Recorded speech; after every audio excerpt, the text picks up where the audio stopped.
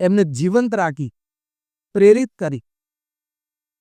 એમના જીવનકાળ દરમિયાન એમને 1100 થી પણ વધારે મંદિરોની રચના કરીને એની માટે જેને Guinness Book of World Records 2000ની સાલમાં લખ્યું કે Pramukh Swami Maharaj is the master builder of the 20th century. 20મી સદીના માસ્ટર બિલ્ડર લખાણું ત્યારે બીએપીએસ સંસ્થા પાસે 354 મંદિરો હતા. ત્યારે જો Guinness Book of World records master builder તરીકે શબ્દ પ્રયોગ કરે પ્રમુખ સ્વામી મહારાજ માટે, તો 1100 મંદિર બંધાય એ વખતે ગિનિસ બુકને લખવું હોત તો એ કયા શબ્દો લખત? ડિક્શનરી પાસે શબ્દો જ નથી. પ્રમુખ સ્વામી મહારાજ જાણતા હતા કે આ એકમની સમાજમાં કેટલી જરૂરિયાત છે. એમને school, college, hospital, hostel, community centre, સંસ્કાર કેન્દ્ર બધું જ બનાવ્યું, પણ મંદિરોને પ્રાધાન્ય આપ્યું. કારણ કે મંદિરથી સમાજને ઘણું બધું પ્રાપ્ત થાય છે. પ્રમુખ સ્વામી મહારાજ એક વખત ત્યાં અમરેલીમાં હતા અને એક પ્રસંગે એમણે વાત કરી. સ્વામીશ્રી બોલ્યા કે સ્થાન હોય તો પ્રભુ ભજાય. પછી એમને ખૂબ સુંદર તર્કની વાત કરી. પ્રમુખ સ્વામી મહારાજ બોલ્યા કે વેપારી હોય એને ઓફિસ જોઈએ અને કચેરી જોઈએ, દુકાન જોઈએ તો એનો વ્યવહાર ચાલે. પછી કે કલેક્ટર હોય તો કચેરી જોઈએ, એમ ભગવાનના ભક્ત હોય એને પણ મંદિર જોઈએ તો એ સારી રીતે પ્રભુ ભજી શકે. એટલે આવા એક દ્રષ્ટિકોણથી સુખેથી પ્રભુ ભજાય અને વિપુલ પ્રમાણમાં સમાજ સેવા થાય એની માટે મંદિરોનું હોવું અત્યંત આવશ્યક છે. એ સમાજને બહુ જ મોટું પ્રદાન આપે છે. કઈ રીતે? એક આદરાઓ પ્રમુખ સ્વામી મહારાજ અનેક વખત વાત કરતા કે મનને શાંતિ આપે તે બંધે, પરમાત્માની પ્રતીતિ કરાવે તે મંદિર, ઉર્ધ્વ જીવનની પ્રેરણા આપે તે મંદિર, સમાજ સેવા કરે તે મંદિર, આધ્યાત્મિક પ્રગતિ કરાવે, આપણા સ્વરૂપનું સાચી ઓળખાણ કરાવે તે મંદિર. આ અનેક રીતે મંદિરનો મહિમા પ્રમુખ સ્વામી મહારાજ કહેતા. અને આપણે કોઈ પણ સંસ્કૃતિમાં જોઈએ, એ રોમન સંસ્કૃતિ હોય ઇત્યાદિ, વિપુલ પ્રમાણમાં જે તે સમયના રાજાઓ કે ધર્મગુરુએ પોતપોતાના દેવસ્થાનો બનાવ્યા છે. કારણ કે દરેક જાણતા હતા કે સમાજ મંદિરના કારણે સંગઠિત રહેશે. સમાજ છે મંદિરના કારણે સુરતભાવ અને એકતાની ભાવનાથી રહેશે. સમાજ છે એને સતત મોરલ કંપાસ, નૈતિક મૂલ્યોનું સિંચન એ મંદિર કરશે. આ મંદિરનું બહુ જ મોટું યોગદાન સમાજ છે. જો અત્યારે સમાજમાં એન્જિનિયર્સ અને ડોક્ટર્સની ખોટ નથી, આઈએદસથી આપણે વાત કરીએ છીએ કે કોઈ પણ સમયે તમે આ વાત કરો ત્યારે 15% કોઈ પણ પ્રોફેશનમાં અનએમ્પ્લોયમેન્ટ છે. એટલે દરેક પ્રોફેશનમાં વિપુલ પ્રમાણમાં વ્યક્તિઓ જોવા મળે છે આપણને. પણ શેની ખોટ છે કે આ જે વ્યક્તિઓ છે એ નીતિમત્તા અને પ્રામાણિકતાથી પોતાના જીવનમાં કાર્ય કરેલી ખોટ છે. એકેડેમિક્સની ખોટ નથી, એકેડેમિક ઇન્સ્ટિટ્યુશન્સની પણ ખોટ નથી.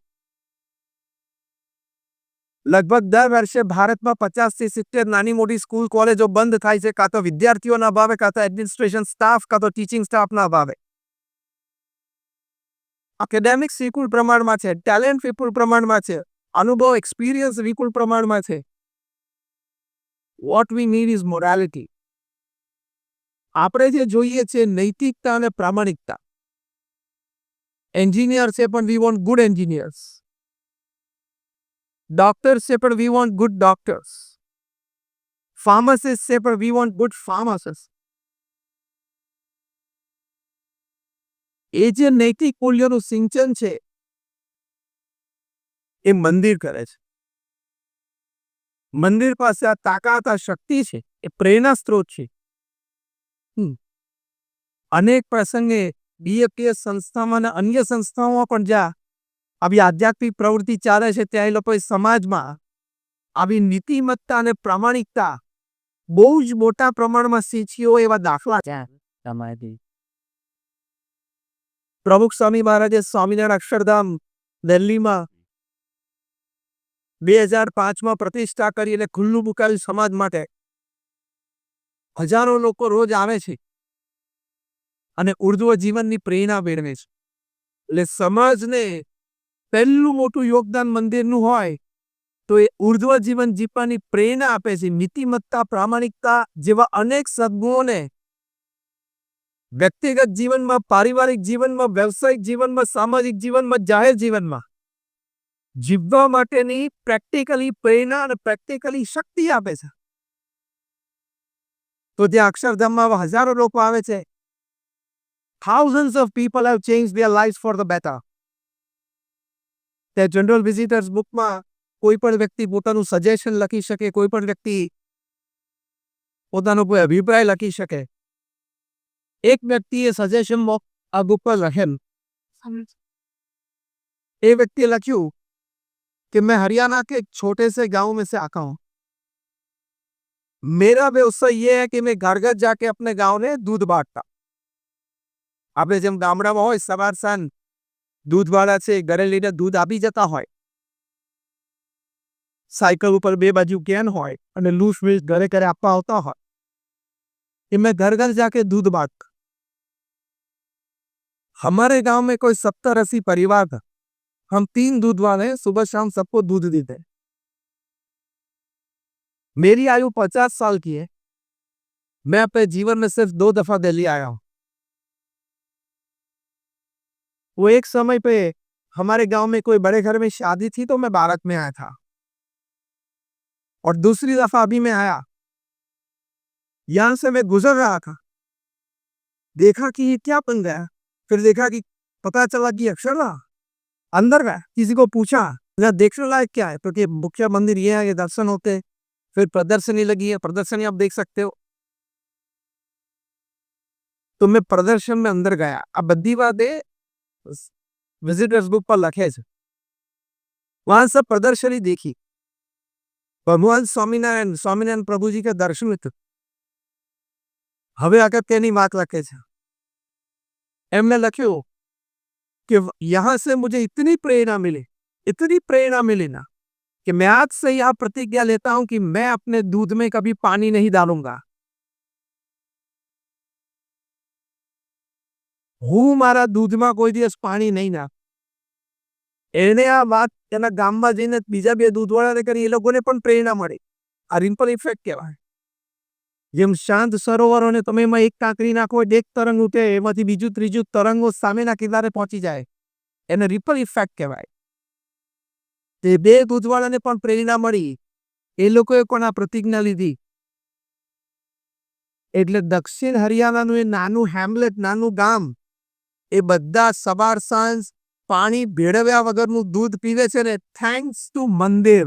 મંદિરનું આ સમાજને યોગદાન છે. નીતિમત્તા અને પ્રામાણિકતાના પાઠ શીખવે છે. જ્યારે નીલ આર્મસ્ટ્રોંગે પહેલો પગ ચંદ્ર ઉપર મૂક્યો ત્યારે ન્યુયોર્ક ટાઈમ્સે ટાઇટલ લખેલું, small step by a man but a giant leap for mankind. કે માણસે તો ત્યાં નાનું ડગલું માંડ્યું, પણ માનવતાએ મોટી ફલાંગ ભરી, કારણ કે વિજ્ઞાન ઘણું આગળ વધી ગયું. આ સ્વામિનારાયણ અક્ષરધામમાં એક વ્યક્તિના પ્રસંગની આપણે વાત કરી, આવા તો સેંકડો પ્રસંગો બન્યા છે. પણ એણે જે દૂધમાં પાણી નહીં નાખવાની પ્રતિજ્ઞા લીધી, small step by a man but a giant leap for mankind, કે આજે 10-15 વર્ષ પછી પણ આપણને સૌને આ પ્રસંગ સાંભળવાથી આનંદ પણ થયો અને પ્રેરણા પણ મળી. તો મંદિરનું સમાજને બહુ મોટું યોગદાન છે કે નીતિમત્તા અને પ્રામાણિકતાને પાઠ સપાવે છે અને એવા નીતિમય સમાજને તૈયાર કરે છે કે જે દ્વારા સમગ્ર માનવતાને ખૂબ મોટો લાભ થાય. એ મંદિરનું પ્રદાન છે. બીએપીએસ સંસ્થાના એક કાર્યકર, જે કાર્યકરો એ મંદિરના યોગથી, મંદિરમાં સેવા ભક્તિ અર્પણ કરવાથી, મંદિરના નીચે ચાલતી અનેક પ્રકારની સત્સંગ અને સમાજ ઉપયોગી પ્રવૃત્તિમાં રાત દિવસ રત હોય એવા એક એક કાર્યકર આ મંદિરની પ્રેરણાથી સમાજમાં કેટલું મોટું કાર્ય કરી શકે છે. It's like a one man army. એક બહુ જ મોટી સંસ્થા કામ કરી શકે એવા એક એક ડીએપીએસના કાર્યકર્તા આ મંદિરમાંથી લઈને સમાજમાં પ્રેરણા આપે છે, આમૂલ પરિવર્તન લાવે છે.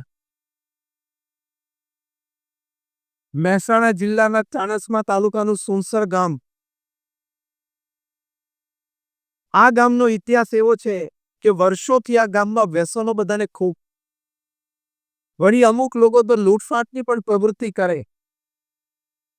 ગુજરાત સરકારશ્રીએ પણ ઘણા પ્રયત્નો કરેલા, પણ કઈ સુધારો નહીં થયેલો. લોકસેવક રવિશંકર મહારાજે તો ત્યાં ઘર લઈને ત્યાં 7 વર્ષ સુધી રહ્યા. એમણે પણ ખૂબ પ્રયત્ન કર્યો, પણ વિશેષ કોઈ પરિવર્તન પરિણામ જોવા મળ્યું નહીં. એવા પણ પ્રસંગો બનતા હતા કે કોઈ સભામાં રવિશંકર મહારાજ જાય તો સભા પછી પાસે આવે ત્યારે એમના ચંપલ જ ચોરી ગયા હોય, કારણ કે એનો પણ પાછો વેચીને દારૂ પી લેતા હોય. એવા આ ગામની બધી આદતો. ત્યાં બીએપીએસના એક કાર્યકર એ દવા માટે, મેડિકલ એક્ટિવિટી માટે ત્યાં ડૉક્ટર પેથાભાઈ દેસાઈ પહોંચ્યા. એમને ખબર પડી કે આટલું બધું વ્યસન છે આ ગામમાં અને બરબાદી. 20-25 વર્ષના યુવાનો સવારે 5 વાગ્યાથી દારૂ પીવાનું શરૂ કરે. તેમને એક મોંઘાજી નામના વ્યક્તિ મળ્યા, 35 જ વર્ષની એમની ઉંમર, સવારે 5 વાગ્યાથી દારૂ પીવાનું ચાલુ કરે, રાતે 10 વાગ્યા સુધી પીવે અને જે આપણે લોટો કહીએ એવા લગભગ 10 થી 12 લોટા દારૂ રોજ પીજે અને ગામમાં ધમાલ કરે.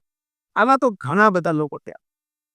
અમને વ્યસન મુક્તિની વાત કરે કે મારા ગુરુ પ્રમુખ સ્વામી મહારાજનો સંકલ્પ છે કે લોકોએ જીવનમાંથી વ્યસન દૂર થાય, વ્યક્તિ સુખી થાય, પરિવાર સુખી થાય અને સમાજની ઉર્ધ્વગતિ થાય.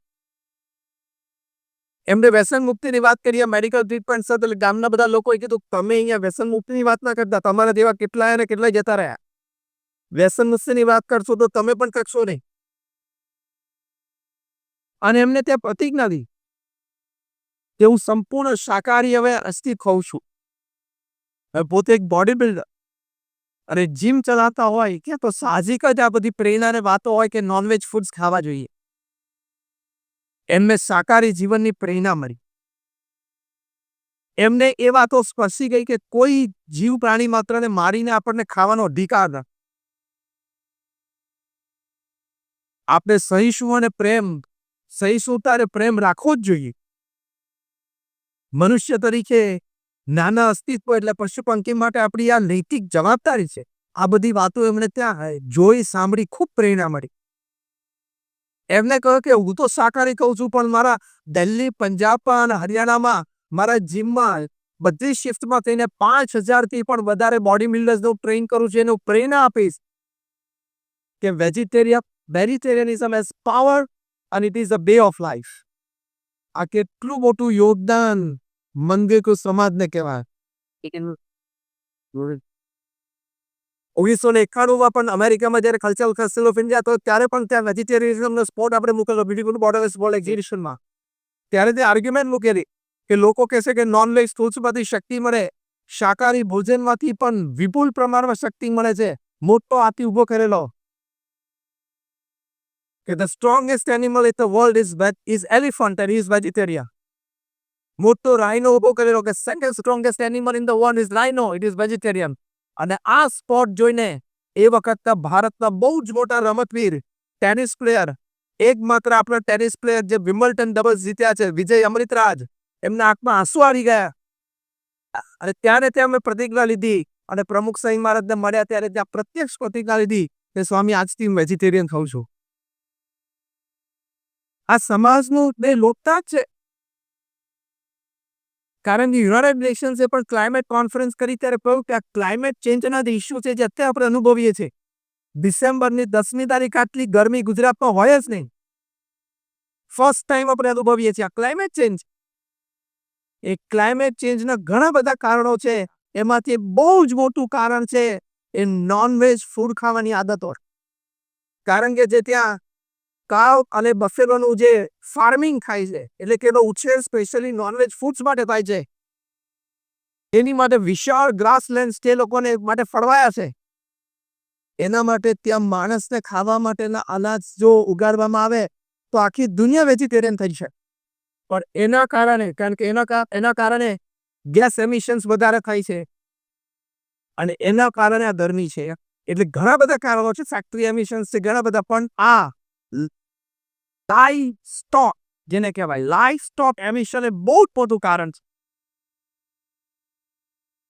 તો સમાજને વ્યક્તિગત જીવનની આવી પવિત્રતા એ મંદિર શીખવાડે છે, મંદિર એને પ્રેરણા આપે છે અને એ દ્વારા સમાજને બહુ જ મોટો લાભ થાય છે. આ સામાન્ય નથી. તમે ઇકોનોમીની દ્રષ્ટિએ વાત કરો, લેટ્સ ટોક ઇકોનોમિક્સ. કદાચ આવી નાની મોટી વાતમાં તો લોકોને શંકા અને આર્ગ્યુમેન્ટ રહે, પણ let me tell me something where nobody has any argument against it. મંદિરનો જે સમાજમાં ઇકોનોમિક લાભ છે એને તો કોઈ ડિનાય નહીં કરી શકે. ભારત વર્ષમાં 35 લાખ મંદિરો છે.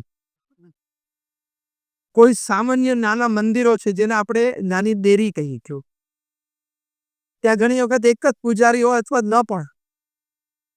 ત્યારથી માંડીને સ્વામિનારાયણ અક્ષરધામ દિલ્હી હોય, તિરુપતિ બાલાજી હોય, પશુપતિનાથનું મંદિર હોય, જગન્નાથપુરી હોય, જ્યાં 800, 1000, 1500, 2000, 3000, 4000 તો વર્કિંગ સ્ટાફ હોય.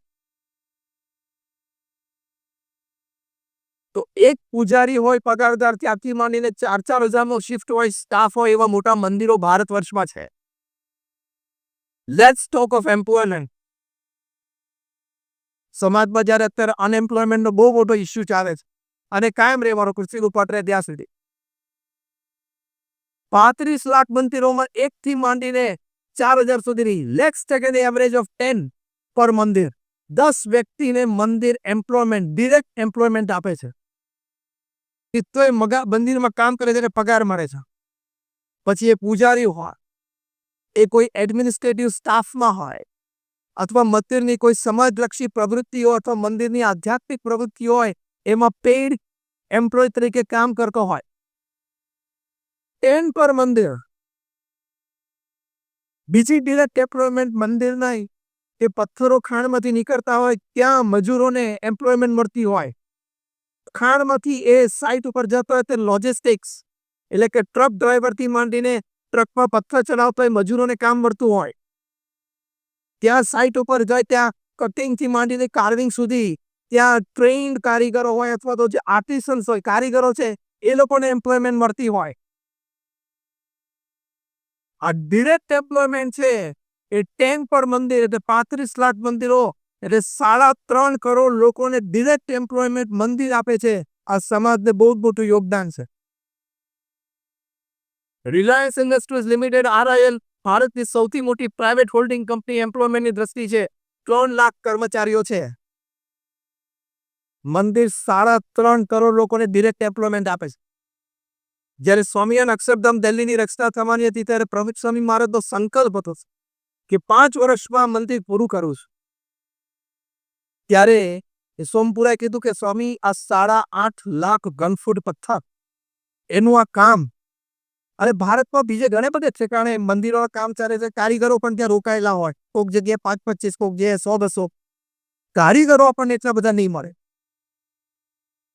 ખૂબ તપાસ કરી અને બધા રિપોર્ટ્સ મેળવ્યા તો ખબર પડી કે આપણને મેક્સિમમ 1,000 કારીગરો મળે.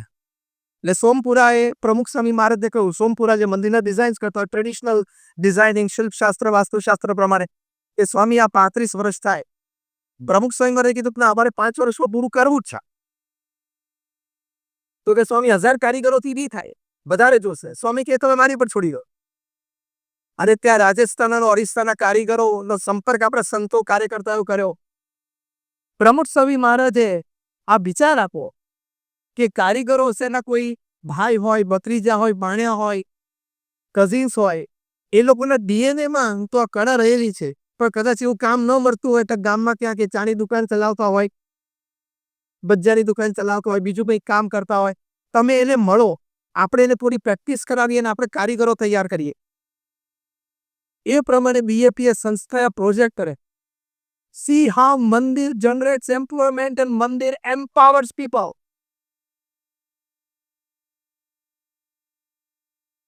સોમપુરાએ પ્રમુખ સ્વામી મહારાજને કહ્યું કે સ્વામી 6,000 કારીગરો મળે એટલે 1,000 તો છે, પણ બીજા 6,000 વડે તો તમારો સંકલ્પ પૂરો થાય કે 5 વર્ષમાં અક્ષરધામ પૂરું થાય. સંતો અને કાર્યકર્તાઓ સ્વયંસેવકો પ્રયત્ન કર્યો અને પ્રેક્ટિસ કરાવીને તૈયાર કરીને બીજા 6,000 કારીગરો તૈયાર થયા અને 6,000 ને 1,007. તમે અધ્યાત્મમાં જેટલી શ્રદ્ધા રાખશો ને એટલો તમને જીવનમાં આનંદ આવશે. કારણ કે જીવનના, આ વાક્ય સાંભળજો, જીવનના ઘણા બધા પ્રશ્નોના કોઈ જ ઉત્તર નથી, ફક્ત આધ્યાત્મિક સમજણ જ એનો ઉત્તર છે. હા કે ના? તમારા નિયર એન્ડ ડિયર વંશને તમે યંગ એજમાં ખોઈ બેસો, એના સાંત્વના માટે ઓનલી સ્પિરિચ્યુઅલ વિઝડમ. તમને નાની ઉંમરે શરીરમાં મોટો રોગ આવી જાય, જીવલેણ રોગ આવી જાય, એના સમાધાન માટે સમજણ જ, વિચાર જ, અધ્યાત્મ જ. એટલે આપણે ધર્મના સંસ્કારોને ધર્મની રક્ષા કરવાની. કે when there are forces out to unstable you, only one thing can stabilize you is your religion, your spirituality. એટલે આપણે આપણા ધર્મમાં, આપણા ઈષ્ટદેવમાં, આપણા અધ્યાત્મમાં પૂર્ણ શ્રદ્ધા રાખવી. વિષય જુદો છે, તેની પર ચર્ચા નથી કરતો. બાકી મારી પાસે 500 રિસર્ચ પેપર્સની કોપીઝ છે. વેર મેન ઓફ સાયન્સ, સાયન્ટિસ્ટે ધર્મ ઉપર રિસર્ચ કરીને ધર્મનું કોઈ અંગ, પ્રાર્થના કે નામ સ્મરણ કે મંદિર દર્શન, એની ઉપર રિસર્ચ કરીને એ લોકોએ ઇવન સાયકોન્યુરો સોફ્ટવેર્સથી જે વખતે તમે ભગવાનને પ્રાર્થના કરો છો એ વખતે કેવા પ્રકારના હાર્મોન્સ બોડીમાં રિલીઝ થાય છે, એ હાર્મોન્સ તો તમારો ફિઝિકલ, મેન્ટલ ગ્રોથ માટે એનો યોગદાન શું છે, એ બધી બહુ રિસર્ચ થયેલી છે, પણ તમને સ્ટેબિલાઇઝ કરી શકે. કેનેડામાં અમારા બીએપીએસના પ્રમુખ હતા અને ઇન્ડિયન કમ્યુનિટીમાં પણ આગળ હતા, ભગવાનજીભાઈ માંડવિયા. 38 વર્ષની ઉંમરે બ્લડ કેન્સર, લ્યુકેમિયા. કોઈ એમને કહ્યું કે તમને 38 વર્ષની ઉંમરે લ્યુકેમિયા થઈ ગયું? He had no regrets in life. જીવનમાં કોઈ રિગ્રેટ જ નહોતું. હોસ્પિટલ બેડ ઉપરથી એમણે એક પત્ર લખ્યો છે એક વ્યક્તિને ઉત્તર આપવા માટે. જો કે લખી નહોતા શકે, એમના ધર્મપત્ની એમની સેવામાં હતા.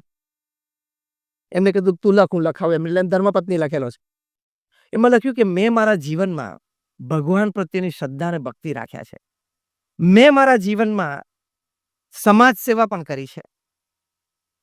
મેં મારા જીવનમાં ધન, નીતિમત્તા અને પ્રામાણિકતાથી કમાણો છું. મારા જીવનમાં કોઈના પ્રત્યે મેં કુભાવ કે ઈર્ષાભાવ કે ભેદભાવ રાખ્યો નથી.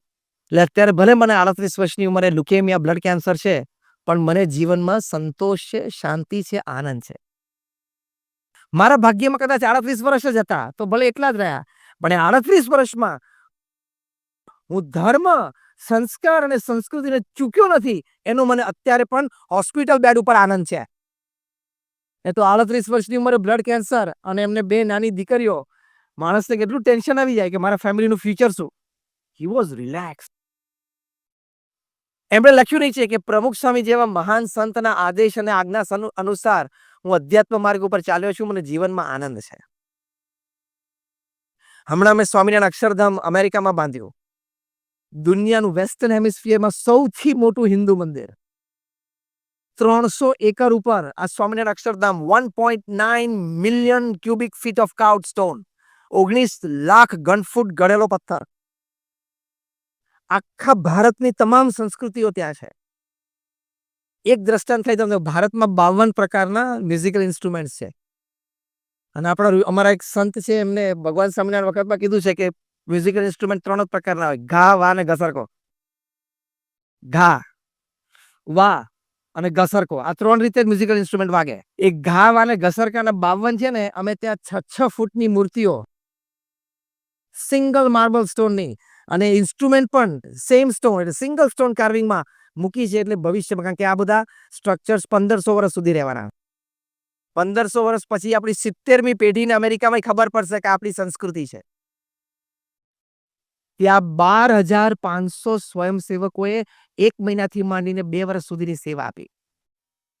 યંગ બોયઝ એન્ડ ગર્લ્સ યુનિવર્સિટીમાં ભણતા હોય, ફાર્મસી, અકાઉન્ટન્સીના કોર્સીસ કરતા હોય, એ લોકો 1-2 વર્ષની રજા લીધી. સાઇટ ઉપર સેવા કરવા માટે. આ શું કહેવાય? સેવાના સંસ્કાર. ગોલ્ડમેન સેચ્સ જેવી કંપનીમાં મિલિયન્સ ઓફ ડોલર્સનો પગાર છોડીને અમારા સ્વયંસેવકો સેવામાં આવ્યા છે. જ્હોન હોપકિન્સ ઇન્સ્ટિટ્યૂટમાં મેડિસિનમાં એડમિશન મળવું દુનિયાની પ્રથમ 3 કક્ષાની મેડિકલ સ્કૂલ છે. John Hopkins. એમાં એડમિશન મળેલું. 1 વર્ષ પૂરું ભણ્યો પછી એ છોકરાએ કીધું કે મારે 1 વર્ષની લીવ જોઈએ છે અને પ્રોફેસરે કીધું ફોર વોટ? એટલે કે મારે અક્ષરધામ બંધાય છે અને સાઇટ ઉપર મારે સેવા કરવી છે. તો કે you are taking a leave from John Hopkins medical course for 1 year to serve at site like a contractor? તો કે મારા ભારત વર્ષનું મહાન સંસ્કૃતિ ધામ બને છે ને, I want to keep a memory life time, એટલે મારે સેવા કરવી છે.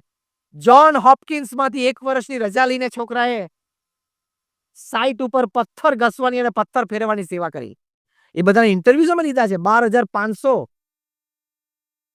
ટીનેજર્સ, યંગસ્ટર્સ, એલ્ડર્સ, અને બધાના ચહેરા ઉપર આનંદ અને આંસુ છે.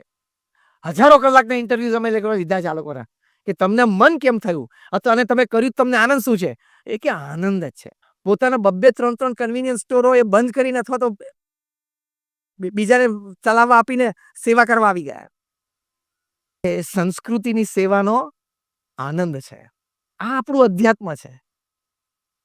એટલે પેટ માટે તો આખો દિવસ પશુ પણ દોડે છે. તમારી સંસ્થા છે આ કેડીઓ ક્લાસિક પરિવાર, એની માટે નિસ્વાર્થ ભાવે થોડુંક પણ નિત્ય નિયમિત કરતા રહેજો. દરેક વ્યક્તિને અનુરોધ છે.